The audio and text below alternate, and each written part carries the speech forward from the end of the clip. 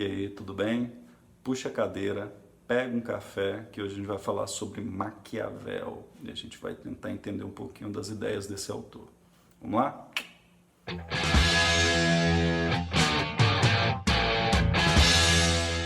Bom, talvez a primeira maneira da gente entender a ideia do Maquiavel, o pensamento de Maquiavel, é sabendo um pouquinho do tempo onde ele surgiu. Maquiavel surgiu no século XV, produziu no século XV para o século XVI, e muitas coisas estão acontecendo aí. Primeiro, é importante saber da geografia do espaço dele, politicamente inclusive. A Maquiavel viveu em um estado chamado Florença, onde trabalhou também. A Florença ficava onde hoje é a Itália. Então, nesse período não existe Itália ainda, porque a Itália que conhecemos hoje se unificou só no século XIX. Isso é muito importante, isso é muito decisivo no pensamento de Maquiavel, e principalmente também é próximo à sede da Igreja Católica. Então, não que os pensamentos deles sejam drasticamente influenciados pela religião, mas ele consegue captar uma coisa que é muito importante, é que a imagem de poder e a atuação do poder são duas coisas diferentes, né? Isso vai ser muito importante na lógica do pensamento de Maquiavel. Bom, talvez uma das características de mudança aí que seja mais importante para esse período de Maquiavel é o renascimento econômico. É o renascimento econômico quem será a mola mestra do desenvolvimento das coroas absolutistas e do nascimento dessa era moderna, sepultando o sistema medieval. Das várias características de mudança aí do período medieval para a era moderna, nós temos o renascimento econômico, nós temos a centralização de coroas absolutistas, né? Nós temos a divisão da Igreja Católica, uma parte se torna as igrejas protestantes. Nós temos também um renascimento de ideia, que é o renascimento greco-romano, que vai influenciar muito o pensamento de Maquiavel. Então Maquiavel nasce nesse momento aí do século XV, nessa Itália fragmentada, que ainda não é Itália, né? Mas é importante porque isso vai gerar as características de uma das suas principais obras, e nós falaremos dela, que é a obra O Príncipe, certo? Bom, dentro do Renascimento, nós temos a característica do antropocentrismo. O que é isso? Quer dizer que, diferente do sistema feudal, agora nós teremos um pensamento de mundo não baseado no divino, mas baseado na perspectiva humana. O homem consegue compreender o mundo, o homem faz parte da natureza, consegue racionalizar a natureza, então consegue transformá-la. Uma outra característica importante também é que esse homem que faz parte dessa natureza, que consegue transformar a natureza, ora, ele é um indivíduo ativo, ele é um indivíduo modificador, então essa sociedade não é compreendida mais dentro dessa perspectiva antropocêntrica como sendo algo criado, organizado e colocado lá como um jogo de Lego pelo divino, mas ela é uma sociedade organizada por esses agentes que a compõem. Isso é muito marcante na obra de Maquiavel. Em outras palavras, a sociedade deixa de ser compreendida como elemento organizada pelo divino e passa a ser compreendida como um elemento organizado pelo humano. Por que isso é tão importante na obra do Maquiavel, O Príncipe? Porque no início da obra, Maquiavel fala de uma série de histórias e de ações de certas figuras políticas, líderes políticos, grandes reis, que resultam na sua capacidade administrativa, na capacidade centralizadora de poder, na capacidade pacificadora das condições sociais. Então, Maquiavel pega esses exemplos políticos de outros momentos históricos e entende que esse rei, ele é por si e não por algo divino, capaz de transformar, organizar e crescer os reinos, impérios, né, e dominar é uma grande faixa territorial. Então, dentro do livro de Maquiavel, isso ficará muito claro, esse poder, essas características de organização do Estado e o poder do Estado será compreendido como resultado da virtude do príncipe. E essa é uma das características no pensamento de Maquiavel. A obra de Maquiavel ela é mais antropocêntrica e menos teocêntrica, como eram os pensamentos em outros tempos. Por isso, ele marca aí um momento e é considerado por muitos como o pai das ciências políticas, porque ele pensa essa organização social não como a dádiva divina, mas como ação humana. Vamos lá.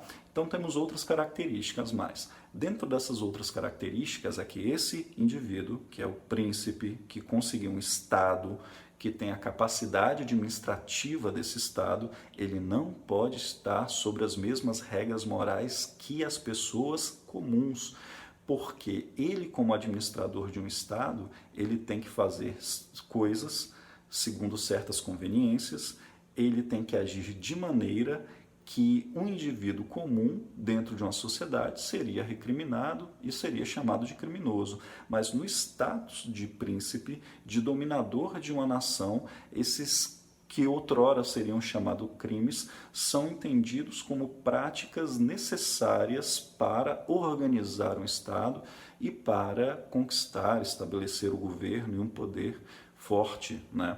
Importante aqui que no pensamento de Maquiavel não existe apenas um rei soberano absoluto, mas existe também, e é fundamental que exista um público que aceite a soberania desse rei.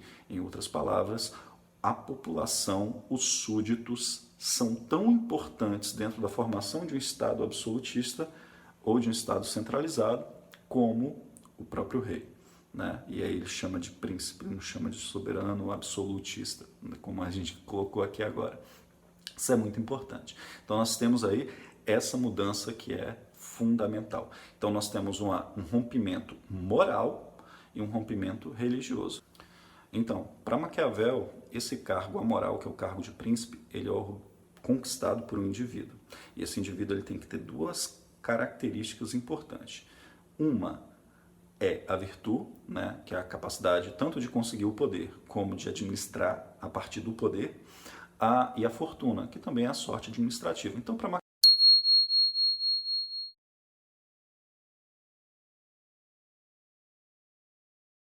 administrativo. Então, para Maquiavel, o mundo é praticamente, o mundo do príncipe é dividido, ou é uma soma de dois elementos, que é a sorte e é a ação, a capacidade de ação. E essa capacidade de ação ela tem que ser pontuada e percebida por elementos que são distintos. Para Maquiavel, o príncipe ele tem que demonstrar força, violência quando for necessário, mas não pode ser violento demais para causar uma revolta popular. O príncipe ele tem que ser benevolente, mas não ser benevolente demais para ser desrespeitado. Então, ele tem que ter o tino de somar a benevolência e com a percepção de ser alguém respeitável e também impor o seu mando através do medo. Porque, segundo Maquiavel, as pessoas traem quem ama, mas não traem quem tem medo. É preferível ser amado, mas se não puder ser amado, né, seja temido. Isso é singular na percepção de Maquiavel, porque esse ser humano regido por um príncipe que ele nota, esse ser humano é um ser humano que age pela conveniência, mas sobretudo que é organizado a partir do medo. Ora, esse é um momento de mudança, então é natural que o medo faça parte das organizações coletivas aí. Esse príncipe, ele age, e já que ele não deve estar submetido à moral comum, ele age segundo as conveniências, faz alianças com quem tem que fazer, trai quem tem que trair, ou executa publicamente para demonstrar terror e dá presentes também publicamente para demonstrar benevolência. Então, o príncipe, o ser príncipe em Maquiavel, em grande parte, é uma questão de imagem. Essa imagem, ela garante a respeitabilidade do súdito sobre seu príncipe. E para Maquiavel, essa relação de respeito do súdito com o príncipe é fundamental. Se não tiver essa condição de respeito entre o súdito e o príncipe, não existe capacidade a de poder, de controle e de governança. E se vocês quiserem ver momentos recentes onde isso aconteceu, é só observar lá no ano de 2016, com o governo Dilma Rousseff, quando caiu, também tem essas características de perder apoio popular e não ter um processo político administrável, e também um momento mais recente onde o atual presidente ele se encontra isolado. Então, dentro dessas duas características, a gente observa o distanciamento do público do seu soberano ou do seu líder, o enfraquecimento do apoio da população à liderança e a falta de respeito ou a falta de temor da população com a liderança cria um ambiente para a queda. Então, na sua prova de vestibular, de concurso, Enem, né, os principais pontos que vão cair é o rompimento do pensamento de Maquiavel com a religiosidade e também com a moral, e que o príncipe age por conveniência, afinal o objetivo do príncipe é manter o próprio Estado, mesmo que para isso ele tenha que ser perverso, afinal o cargo de príncipe é a moral. Não é ligada a nenhuma moralidade, como no pensamento de Maquiavel, dentro dessa reflexão dele.